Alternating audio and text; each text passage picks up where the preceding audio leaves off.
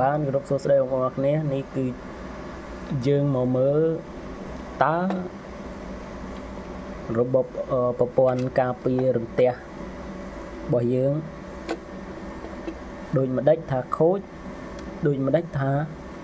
មិនទាន់ខូចខ្ញុំលើកជាគំរូមើលបងប្អូន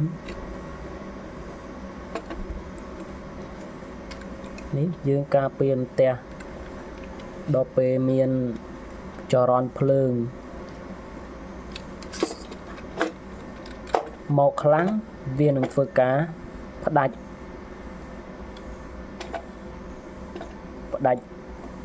រលាខាងក្នុងនេះដើម្បីបុកមកកាន់ខ្សែដីតើបងប្អូនមានដឹងទេថាតើពេលវាខូចតើយើងអាចជួសជុលប្រើបានអត់គឺឡើងពណ៌ក្រហមនេះគឺខូចបានន័យថាវាដាច់ហើយពណ៌ខៀវនឹងគឺលក្ខណៈថានៅប្រើបានធម្មតាយើងជួសជុលគឺងាយស្រួលទេបងប្អូននេះទី1យើងដកមក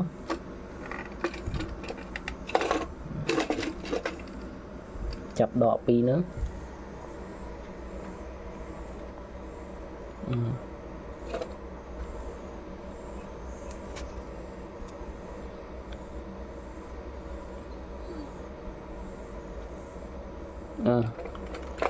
ចាប់តាម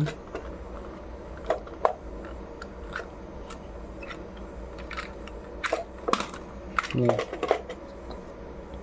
អញ្ចឹងយើងដកមកទៅលុយមួយយើងឆ្កើ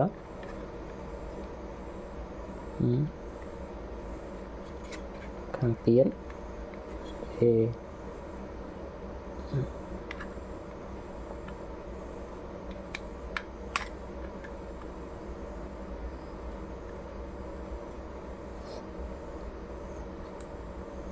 មកយើងកោះមកនេះលក្ខណៈបែបហ្នឹងបងប្អូន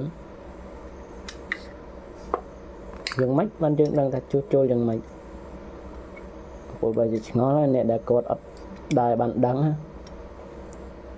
គឺយើងដកមកពណ៌នេះមក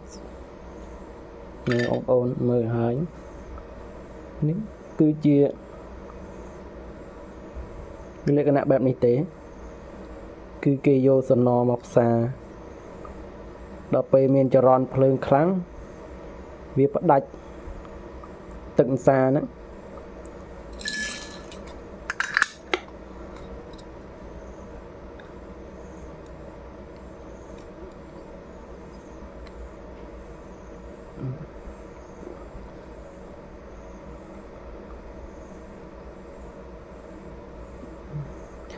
កាមេរ៉ាចាប់អត់បានអូន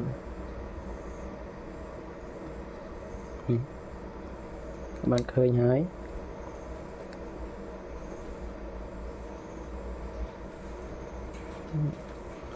แล้วខ្ញុំជាប់នេះបងប្អូនពេលយើងដាក់ហើយគឺមានលក្ខណៈបែបហ្នឹងគឺវាឡើងដូចដើមដល់ពេលយើងដាក់ក្នុងនេះវិញទៅគឺវាឡើងពណ៌ខៀវដូចគ្នាអញ្ចឹងបាទវីដេអូនេះមានតែប៉ុណ្្នឹងឯងសូមផ្ដាំផ្ញើបងប្អូនទាំងអស់គ្នាដែលគាត់មានរបស់ដែលខូចហើយយើងអាចជួសជុលមកប្រើវិញបាន